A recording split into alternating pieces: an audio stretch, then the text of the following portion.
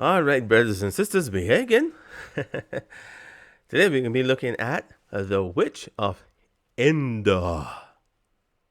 Huh. Sounds something like, call it Lord of the Rings, right?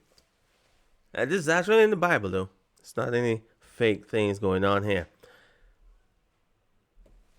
Well, I'm your host, Dwayne Nelson. I'll be explaining this topic here as best as I can, anyway. Without further ado, let's jump right down into it. Brothers and sisters, the best way to support the channel is subscribing, sharing the videos. Also, you can get my book as well. That will also help support the channel. And with that said, please like, subscribe, and do all those wonderful things that you guys do. Anyway, let's jump right down into it. This is coming from 1 Samuel 28 chapter. We'll be starting from verse 6. I think this is a good place to start. It's a good place as any. Let's jump right on it. This is going to be a very, very interesting take, I think. I've never heard anyone explain it this way anyway. Well, you'll be the first. Oh, one more thing. I am planning on putting my book for, putting it a free download tomorrow.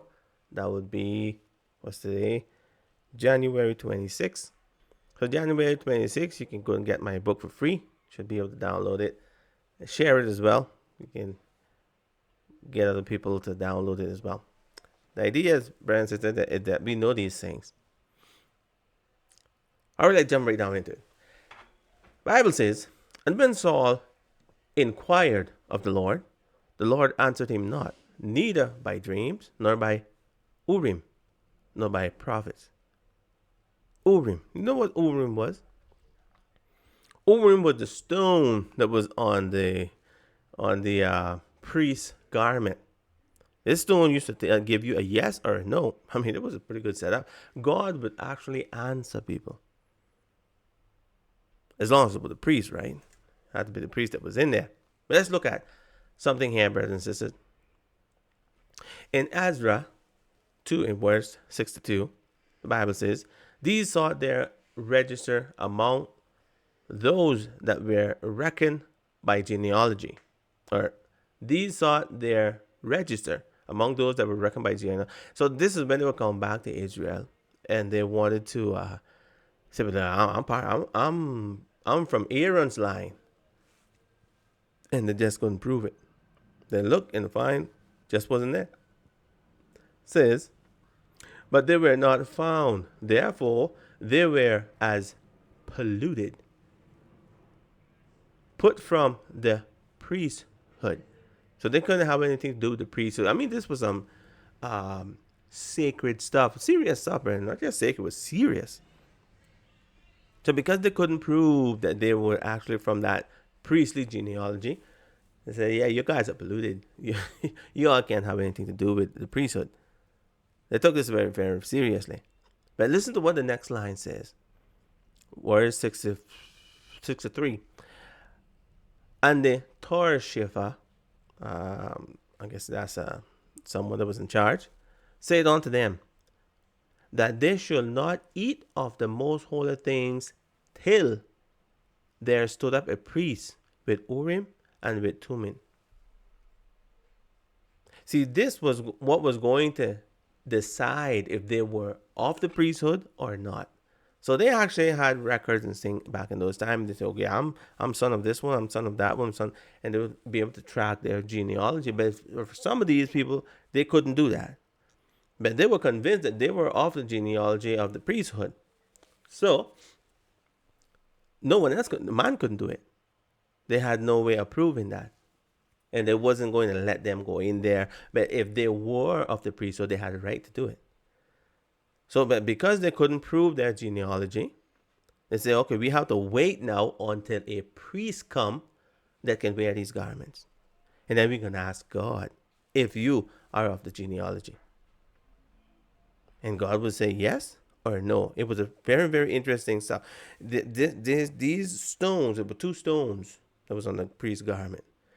And one represented yes, and the other one represented no. Yes? No. So, all they had to say, are they from the priesthood line? And one stool would illuminate if it was yes, and another stool would illuminate if it was no. They would actually brighten. They would illuminate. They would get light, like a little bulb in our time today. But that's actually what was going on. We have no idea the privilege that these people had. Anyways, to be able to speak to God just like that and ask God question and God answer. But not just because that was there that you had that God would just answer. When God rejected you, He didn't answer you. He didn't say yes or no. You'd ask, God, is this? Quiet. How about this? Nothing. Yeah, do it if you want. Don't do it if you don't want. That's what God basically, you make up your own mind. Serious stuff. Anyways, then say it's all on to the servants. I want you to pay keen attention to what's going on here. Seek me a woman that had a familiar spirit, that I may go to her and inquire of her. Now, all this time, Saul was finding these people and killing them. He wasn't playing. Yeah, oh yeah, he had standard. When he set out to do something, he meant to do that. I mean, no matter what, how ridiculous it was, yeah, he was going to see it through. That's the kind of man Saul was. A good example of this is his own son. One time they was in a battle, and they were scared of these people. And Jonathan get up and say, "No, we're gonna sneak in there, and we're gonna see if God's gonna deliver them into our hands. If they tell us come up, we're gonna go up and slay them. If they tell us wait there and we gonna come down, we can head it out of here because they're gonna kill us. God not with us. But if they tell us to come up to them, God is with us, we're gonna go up and we're gonna kill all of them." So Jonathan get up, he gone behind his father back. Then his father, hearing all this commotion was happening here, and said, "Oh, Jonathan not here." "Oh, really?" Then he gave a proclamation. He said, "No one eat anything until I am avenged of my enemies."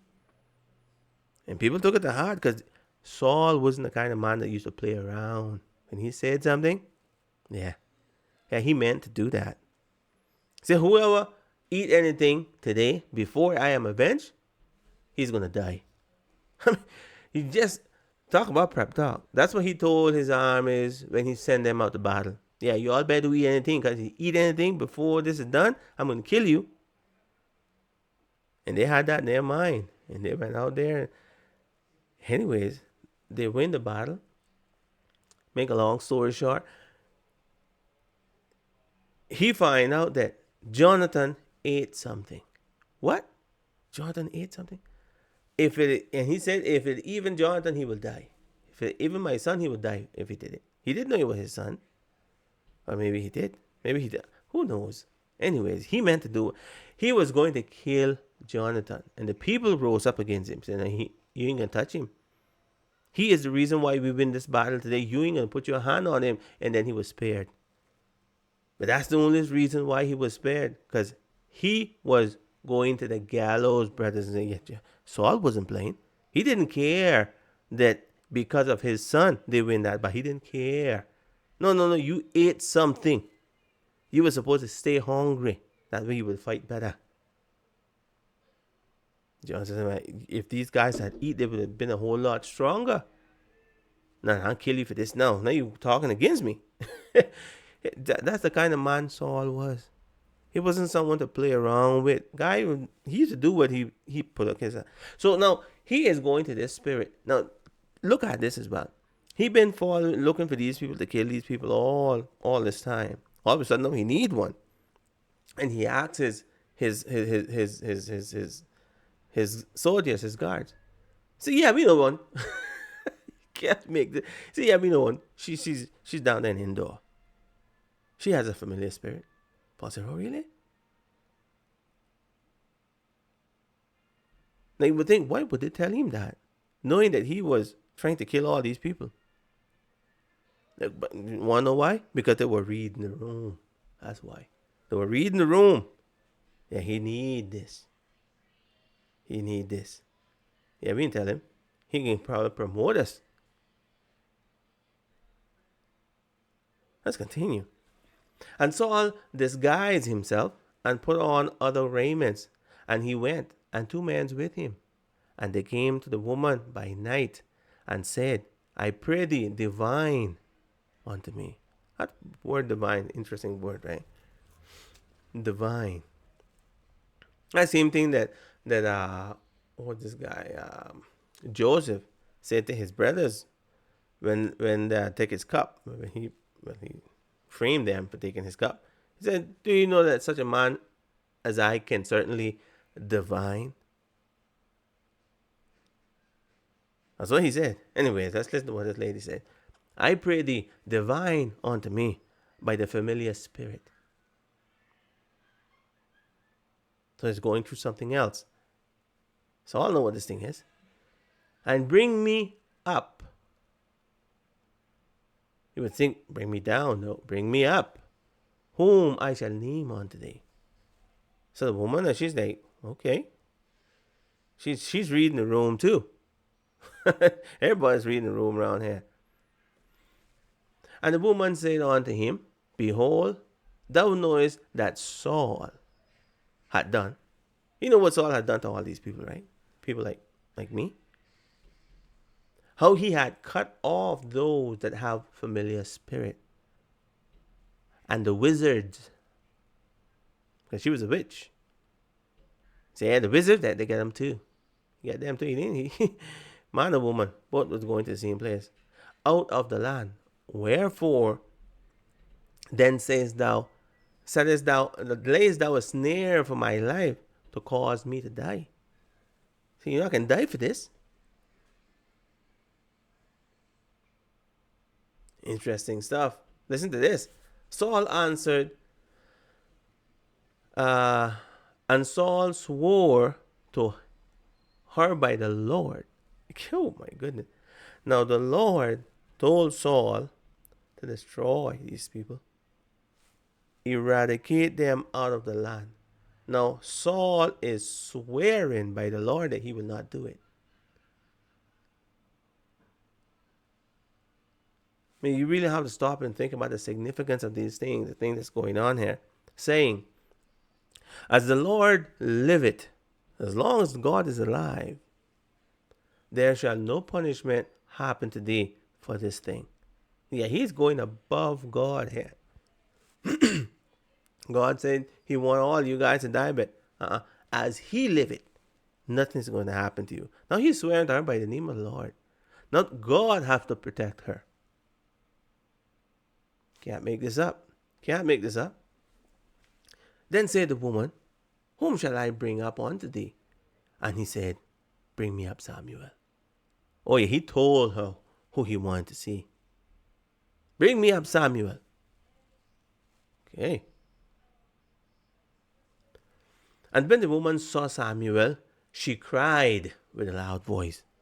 And the woman spake to Saul, saying, why hast thou deceived me, for thou art Saul?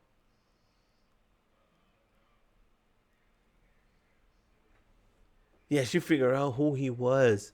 I wonder how she did that. How'd she figure out that that was Saul? Notice that it happened after she did whatever she was doing. Because Saul told her he wanted to see Samuel. She said, okay, Samuel, okay. Let's see if I can do that. When she saw Samuel, then she, oh my goodness. So this tells us that Samuel told her something. Yeah. She figured out who this person was. Because remember, he was disguised all this time. All of a sudden, she know who this is. You can just imagine the terror in this woman's eyes right now.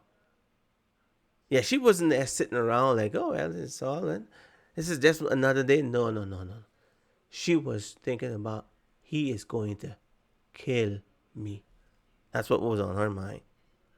And now she's remembered what he just told her. He said, no, as long as God's alive, you ain't going to die. So she's getting some type of boldness now. So well, maybe this is going to work out. But Samuel told her who this person was. And I'm saying, Samuel, you figure this out in just a minute.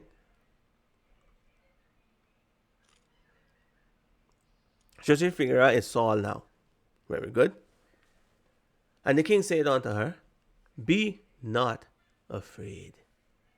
Yeah, because she was terrified. He said, ah, don't be afraid. Don't worry about it. Everything's cool. I just made a promise to you. Ain't nothing going to happen to you. He said, for what sawest thou? What did you see? Please tell me what you see. Because up until the time, he hasn't seen anything yet. The lady, she's doing her hocus pocus. And all of a sudden, she yelled, oh, it's Samuel. Oh, this is Saul. Oh, my goodness. He's going to kill me. Cool. We cool. Ain't nothing going to happen. What did you see? And the woman said unto Saul, I saw gods ascending out of the earth. What did she see? She saw gods ascending out of the earth. No, that's a strange thing. Why would she say that? Why she? I saw Samuel. No, she said I saw gods. Why did she say she saw gods? You wanna know why? Because that is what Samuel was. That's why. That's why. That's what all prophets, at least that's what God called them, and what Christ called them, all those people that the word of the Lord came to, they are called gods. That's what they were called in the Old Testament, and that's what they called in the New Testament. Even Jesus said that. And they were going to kill him, right? He said, haven't I said all ye are gods and children of the Most High? If they call them gods unto whom the word of the Lord came. Yeah, not everyone was called gods, brothers and sisters. This is another reason why the Bible says that the prophecy came not by the will of man. You can go and study to be a prophet. It wasn't that way. No one studied to be a prophet, go to school and get a degree. Okay, now I graduated, certified prophet. You might be a prophet, being God's prophet. Something that's going on there. But they might ask, how about in the Old Testament speak about the school of the prophets? Obviously, they were going to school. Yeah, they were going to school. But you miss one point there. It says school of the prophets. They were all prophets that was going to school. They wasn't going to school to be prophets. They were prophets that were going to school. When you became the prophet, you didn't get some extraordinary knowledge, God called you. And then God used you in the best way that was possible. You might say, oh, what do you mean by that? I mean exactly what I said. All prophets are not the same. They didn't have the same knowledge. They didn't have the same background. They didn't have the same education. And depending on how well you are educated, God can do more with you. Right? God called the uneducated people. But they did not stay uneducated, did they? See, God doesn't call those type of people that would want to be called and then stay the way they are. No. You might be uneducated when God called you, but you don't stay that way. And God does not snap his finger and all of a sudden you're Mr. Einstein. No, it doesn't happen like that. You have to study. This is one of the things that have a problem with Ellen G. White. So, Ellen G. White, she made mistakes. And they put Ellen G. White above the prophets. That's in reality what they do. They put Ellen G. White above all of the prophets. Every single one of them. Because they could have flaws, but she can't. You notice that? Ellen G. White cannot have any flaws. Everything she say has to come through and has to be. But you go to the Old Testament and you don't find that. A good example is Jonah. Jonah was prophesying that in 30 days God's going to destroy these people. He wasn't saying in 30 days God's going to destroy you if you all don't change. No, that wasn't the message that was sent down there.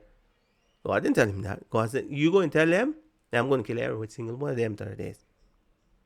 So they're going to prepare. And he sat down, he was waiting. Yeah, he wasn't, he knew his God.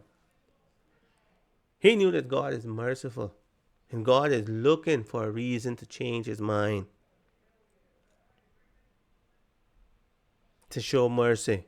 God is looking for a reason, always looking for a reason to show mercy. If you change. But if you don't change, God didn't blame. What he said, what he promised you, that's what you're going to get. These people changed their mind. They went in sackcloth and ashes, and God said, you see these people, I can't kill them now. And Jonah was there, foaming at the mouth. I can't believe I can kill him. You know how hot this sun is? I got this little spot right here. Wait, I want to see fire come down from heaven and burn them up.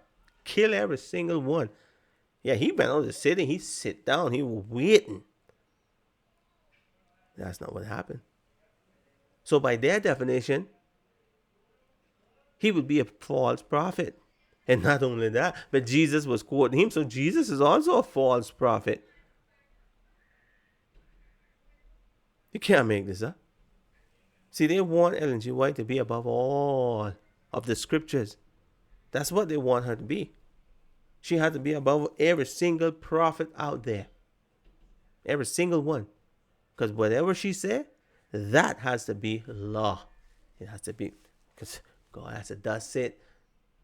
Thus it the Lord to say. That can't fail. If it fails, that's because she's a false prophet. Then you show them the Old Testament. No, that doesn't apply. She has to be above all of them. Whatever she say, it has to come true. If God can't show mercy, God can't show mercy. Whatever she said, that has to happen exactly the way she said. Because God can't show mercy when it comes to Ellen G. White. You know, you can't make this up. Can't make this up. Anyways, let's continue. She saw gods coming up out of the earth. That's what she said. Strange stuff, right? And he said unto her, now notice, Saul was like, who gods? Who that is? See, they knew that as well. They knew that as well. So he said, I wonder which God this is. How does he look? And he said unto her, what form is he of? And she said, an old man coming up. I thought she said it was God. He said, an old man coming up. And he is covered with a mantle. And Saul perceived that it was Samuel. So see, he didn't see him. He didn't see Sam. He didn't actually see him. He just heard the description. Say, oh, that's Samuel. That is Samuel.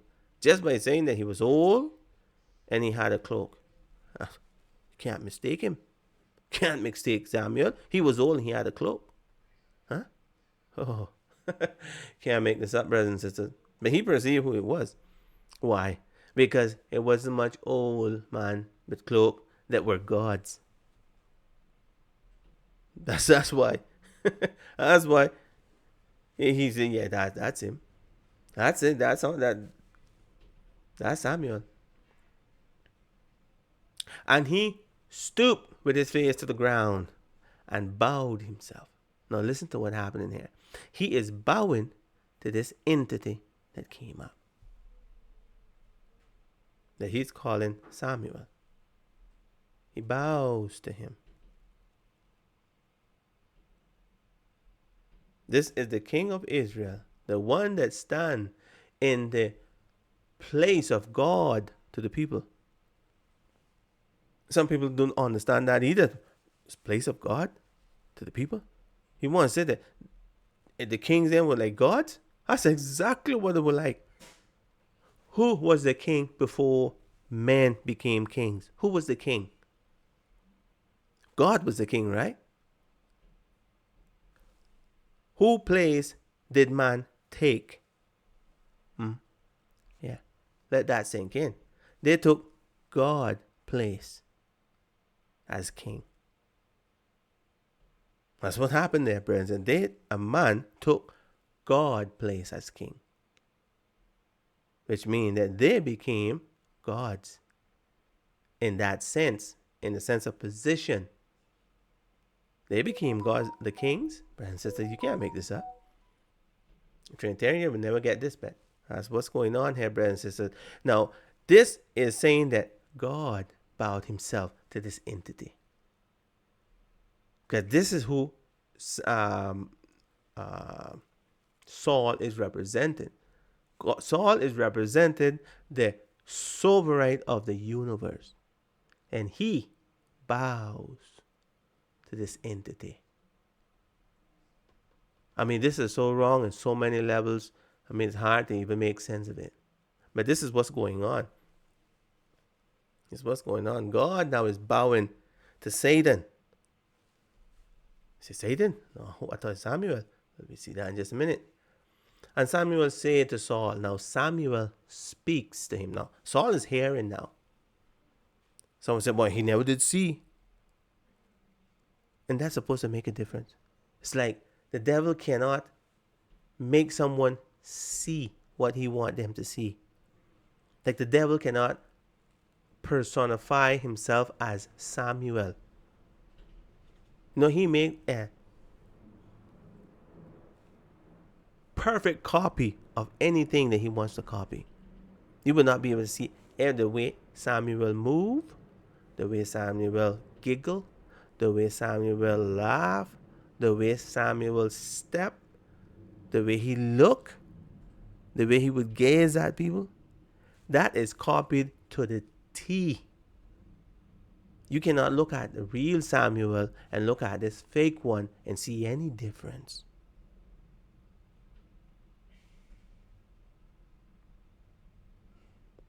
Oh, but he didn't see. So if he was to see, that would make it good then.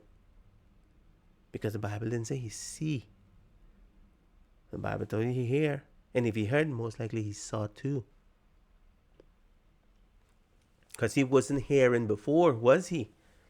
When Samuel spoke to that woman, he told her who that was there. Saul didn't hear it. Did he? He didn't hear it. But now Saul is hearing him. Saul is now speaking with this entity. And if he was speaking, he was seeing him too.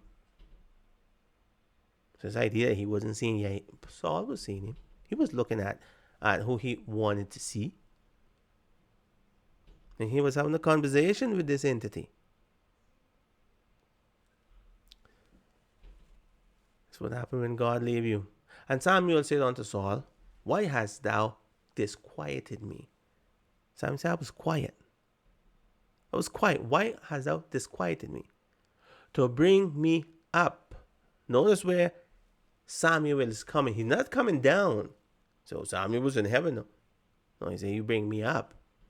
I was down, you bringing me up. Interesting stuff, right? You would think that Samuel would be in heaven coming down to Saul. No, he was in the ground coming up to Saul. Different directions, right? Polar opposite directions there. Anyway, good thing to keep your eye on. To bring me up. And Saul answered, I am sore distressed, for the Philistine make war against me, and God is departed from me. And he answered me no more. And he answered me no more, neither by prophets, nor by dreams. Therefore I have called thee, that thou mayest make known unto me what I shall do. Can't make this up. Now, he knew that Samuel is the prophet of the Lord. And whatever the prophet of the Lord tells Samuel to do, that's what Samuel... Because Samuel had stopped talking to him too, right? Stop talking to him. Samuel was afraid of him too. When he went to anoint David, that was all in secret. He did that. He hightailed it out of there before anyone saw that he had went there. He said what he did too. If Saul find out about this, I'm dead. How much Saul has respect him. Saul said, you going behind my back? Saul didn't know what had happened with David. Didn't know. So he's asking Samuel now, let's go behind God's back and you tell me what I should do. We ain't gonna tell God about it. That God ain't gonna know. We ain't gonna tell him. Yeah, I want you, because God is answering me, so you tell me what to do. Interesting stuff. Then says Samuel, therefore, then say, wherefore then dost thou ask of me? So what are you asking me for? God isn't talking to you. Seeing the Lord is departed from thee and is become thine enemy. You can't ask me, God is your enemy now. You asking me things. I ain't gonna tell you. I ain't got nothing to tell you. I'm gonna tell you something. And the Lord had done to him. Strange, right? It's like he's speaking in the third person. Say, who is he speaking to? Was he speaking to the woman at this point, or was he still speaking to the one that he was speaking to? And the Lord had done to him. This is Saul. But he's not speaking to Saul when he said this. Must be speaking to the woman. She's there. She's here listening too, right? As he spake by me. The Lord had done to him as he spake by me.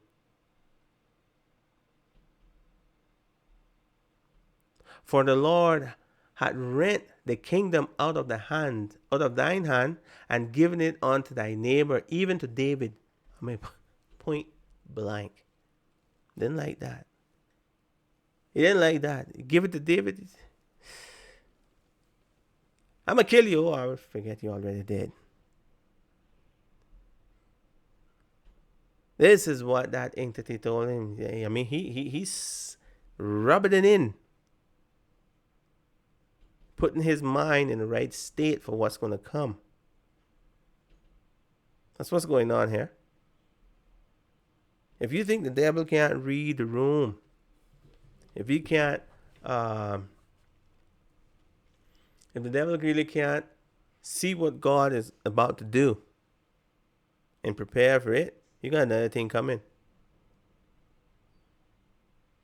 Saul didn't know what was going on. But his entity said, yeah, I know what's going on. I know what's about to happen too. Listen to this. Let's look at what evil spirit is. The Bible says God was sending an evil spirit to torment Saul after that incident with Abimelech. Amalek. After the incident with Amalek. Yeah, listen to what it says here. When Abimelech had reigned 3 years over Israel, then God sent an evil spirit between Abimelech and the men of Shechem. And the men of Shechem dealt treacherously with Abimelech. So what does this have to do with anything? I'm just putting the groundwork. Sorry. This evil spirit that God sent does something. It does something to the mind of the people. It makes the mind of the people see things and to be able to conspire against each other. So that's evil spirit. It depends on how you look at it. It definitely was evil spirit to Abimelech. It definitely was an evil spirit to Abimelech. But was it an evil spirit to Shechem? It wasn't, right? No, it was giving Shechem something to work with. Yeah, because of that knowledge that Shechem get, he was able to conspire against Abimelech. So it wasn't evil spirit. It was evil spirit to one of them. It was an evil spirit to Abimelech.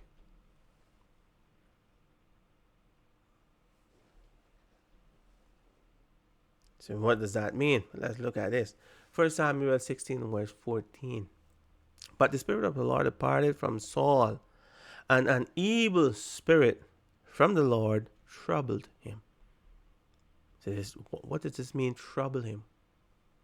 Exactly how was this evil, what was it doing? I've never heard anybody explain exactly what this evil spirit was doing, how it was troubling him. Was it poking him? What was the evil spirit doing? Was it cutting him? Was it doing anything physical? No, it wasn't. So how was this evil spirit troubling him? Okay, it wasn't anything physical. How was it troubling him? Good question, right? Does the Bible tell us? I think it does. 1 Samuel 18 and verse 10. Listen to this. And it came to pass on the morrow that the evil spirit from God came upon Saul, and he prophesied in the midst of the house. He prophesied. What do you think he was prophesying, brothers and sisters? What do you think he was prophesying? You want to know what he was prophesying? The same thing Samuel was just prophesying. That David was going to be king. That's what the evil spirit, that was the evil spirit that he had. The evil spirit of prophecy that someone else was going to be king. Now, up on all this time, David was always coming to whenever this evil spirit came upon Saul, and he would play the harp, and the evil spirit would depart. It would relax his mind. It would soothe his mind, and he would be good again. But this time, it was different, because this time it said that he prophesied.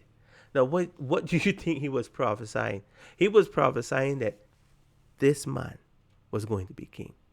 This is the reason why. Look at what happened after he prophesied in the house. And David played with his hand as at other times. Just how he always used to play. And there was a javelin in Saul's hand. And he pelt that at him. He said, I'm going to kill him now. This is why he was so adamant on trying to kill David. This is why he was trying to kill David all the time, because he himself, no one else could have do it. Anyone else say that David was going to be king, that was the gallows. But he wasn't going to kill himself, see? So because no one else could have tell him anything, because not even Samuel could tell him this. Samuel told him when that God had taken him. He didn't tell him who it was. And when Samuel went to anoint David, he did that in secret. And when he anointed him, he hightailed it out of there. He went out there running. He was scared of Saul. Because Saul wasn't the kind of man who used to play around. Yeah, he would kill you without a second thought, brothers and sisters. No one would ever dare to say that, so God made him say it. He, with his own mouth, pronounced that David was going to be king. This was the evil spirit that was troubling him. This was the evil spirit, brothers and sisters. God finally made him say it. Say it. All before this time, the evil spirit would come and would tell him that you are not going to be king. That was the thing that was tormenting him all that time. That was the spirit. The spirit would come to you, you're not going to be king. You ain't going to be king. God had taken this and he had given it to someone else. This was constantly on him. This was the evil spirit he was wrestling with day and night. The fact that he wasn't going to be king. And now he, out his own mouth, pronounces it. And then says who he's going to be. Have mercy. You? He tried to kill him right then and there. That's when it started. Let's continue. Because thou obeyest not the voice of the Lord, nor executed his fierce wrath against Amalek. Therefore hath the Lord done this thing unto thee this day. This is what the demon is telling him. Demon masquerading as Samuel.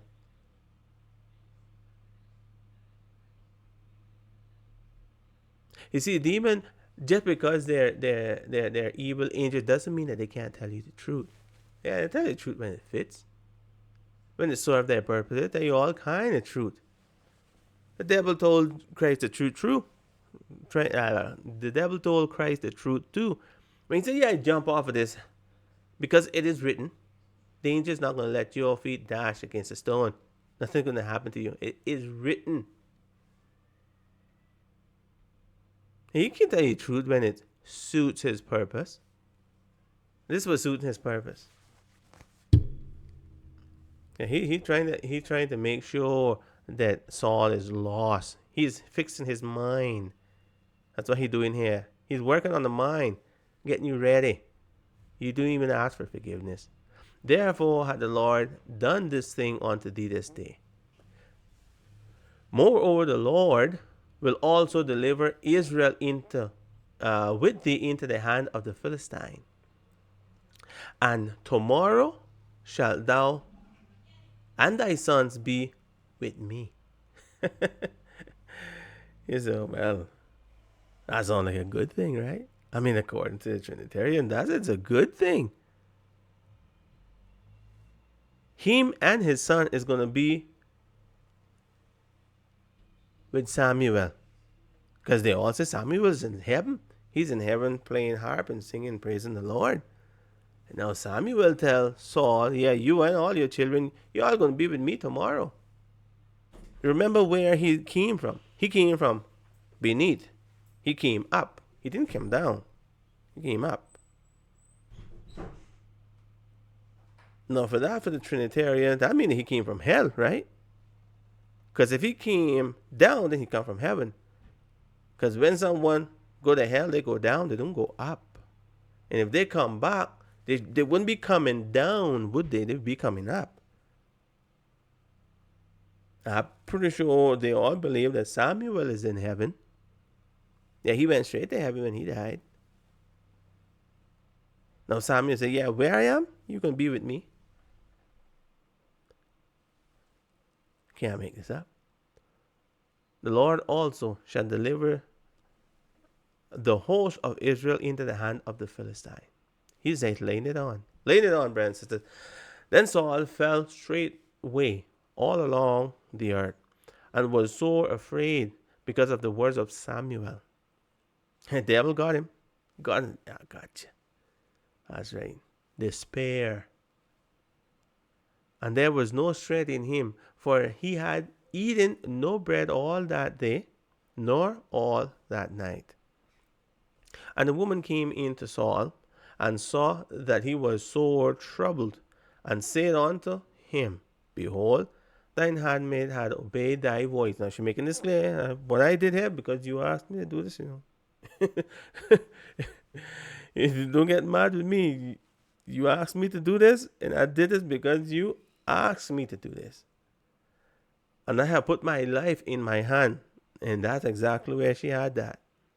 And she was totally aware of her situation with Saul. And I've hearkened unto thy words which thou speakest unto me. And she makes sure you're the reason for all this. Don't kill me. You're the reason whatever happened here, because you asked for this. I didn't went looking for you, you came looking for me. And you already made a promise that you ain't gonna, as long as God's alive, you ain't gonna touch me. And she making it known. Now therefore I pray thee, hearken thou unto the voice of thy handmaid, and let me set a morsel of bread before thee, and eat, that thou mayest have strength when thou goest on thy way. You ain't staying there. I want to strengthen you to make sure you don't fall down there before you get out of sight. I strengthen you to make sure you get where you're going. Because where you going in here?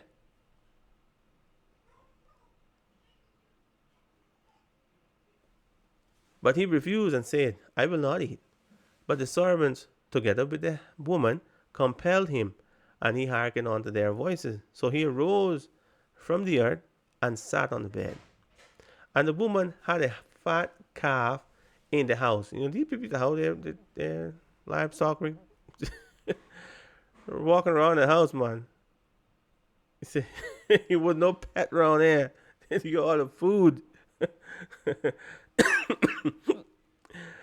And she hasted and killed it, and took flour and kneaded it, and did bake unleavened bread thereof. Unleavened bread, you know what that means, right? Without sin. And she brought it before Saul and before his servants, and they did eat. Then they rose up and went away that night. And that was it, brothers and sisters.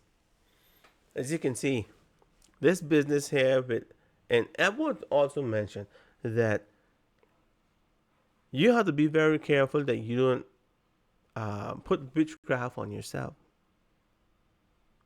Yeah, Brandon, that can be done. Whenever you are watching these movies, these diabolical movies, you know, you're opening a pathway into your mind. And it leads you to witchcraft. And not only that, but you know, witchcraft is stubbornness as well. Someone that's stubborn, they're being witchcraft. But that's what the Bible says. But let's look at that. Let's look at that maybe. Maybe take a look at that. 1 Samuel 15 and verse 23 says, For rebellion is as the sin of witchcraft, and stubbornness as the idolatry. People that are stubborn, they would not understand. They would not see any type of reason. You can't use the Bible with them. No matter how you explain that, how you show, you can verbatim stubbornness.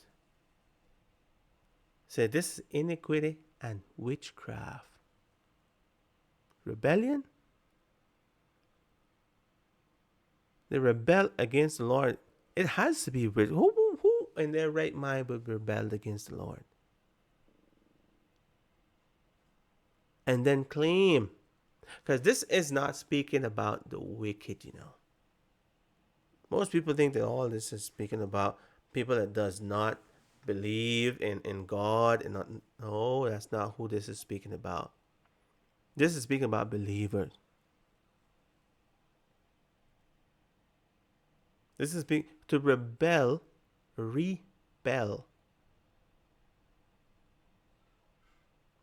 You have to be at one point not rebelling, right?